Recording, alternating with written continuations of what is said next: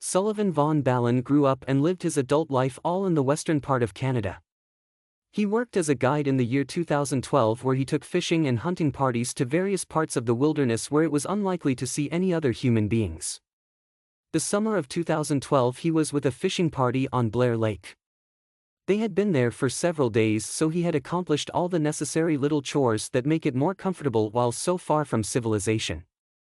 On most occasions Sullivan kept a rifle with him, plus he carried an automatic 9mm on his belt.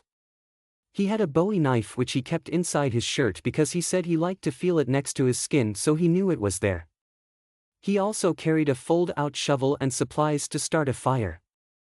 He had more supplies in a pack, but the day this story took place he was on a bathroom run during an afternoon where he was supposed to be scouting for another spot to fish. To get to that spot he had to cross an open valley which had some trees but was largely an open meadow. Halfway across the meadow, nature called, so he stopped and unburdened himself of his rifle, his pistol and of course, his pack. As he was doing his business he suddenly heard a noise from behind him. He turned to see a full-grown male brown bear standing up on his back feet. Sullivan jumped to his feet, pulling his pants up with him as he went, while at the same time sprinting away toward a tree that was not too far away that promised to be big enough to hold his weight but not so big around he couldn't get up it quickly.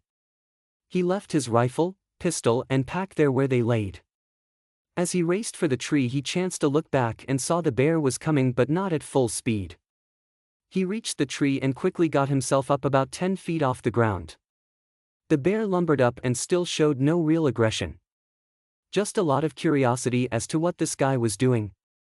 Meantime Sullivan wasted no time climbing up a ways further, and then he pulled out that Bowie knife and started whittling a limb which was slightly smaller around than the skinny part of a baseball bat. When he got the limb cut free of the tree he began to whittle off everything until he had a spear-shaped piece of wood. Next he tore strips of his t-shirt so he could use them to secure his Bowie knife onto the end of the spear. The bear was busy checking out the tree. It stood on hind legs and did what looked like a shadowboxing routine, then he dropped down to all fours again for a few seconds. Next he went back up to a half-standing stance. He rested his front legs and paws on the tree trunk. Then he began to rock the tree by pushing on the trunk and then letting it spring back.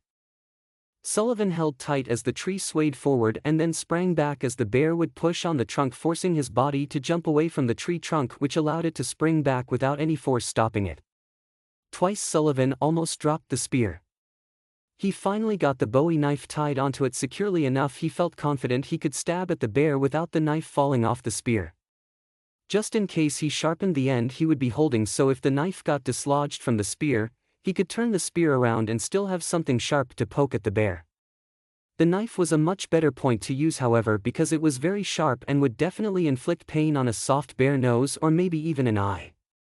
Once he had his spear constructed, there was time to observe. Sullivan saw the bear was healthy and looked well fed.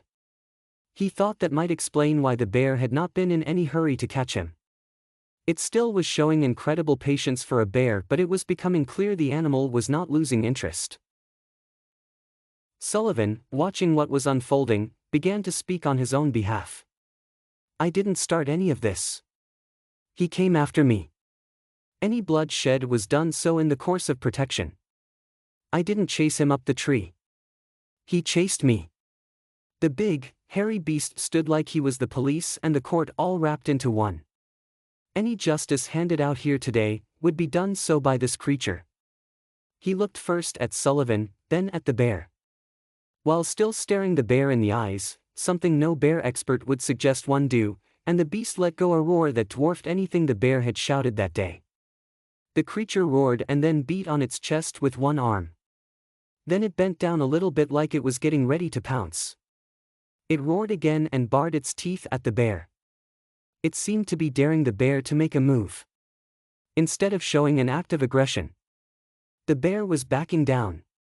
Sullivan was astounded to see the very healthy brown bear decide to back down and back away from the ape. It stood there a while longer, looking at Sullivan. It didn't show any further signs of aggression. The animal never made any actions to infer it had any intention of hurting the man. However, he stayed up in the tree until the beast was gone out of sight.